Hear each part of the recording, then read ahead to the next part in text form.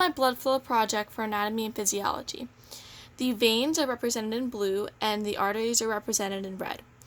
In this model, the organs included are the brain, lungs, liver, stomach, large intestine and small intestine, and the heart. I will show the blood flow through the heart and then through the rest of the body.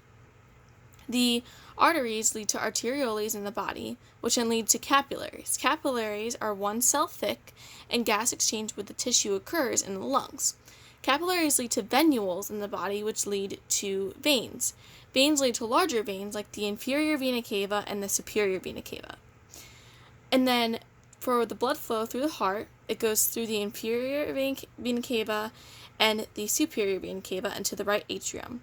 Then from the right atrium, it contracts into the right ventricle through the tricuspid valve, which then the right ventricle contracts, and then the blood flows to the pulmonary semilunar valve into the left and right pulmonary arteries, and then to the lungs.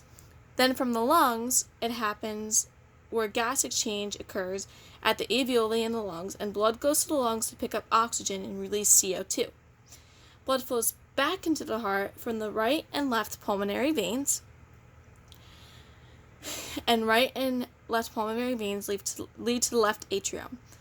The blood then moves to the bicuspid valve and then moves to the left ventricle. The left ventricle then contracts and pushed through the aortic semilunar valve and then flows to the aorta.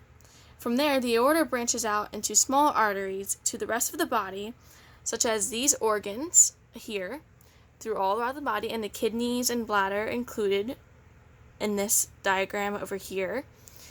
And the veins carry the deoxygenated blood back to the heart and the lungs, and the arteries deliver it to the rest of the body.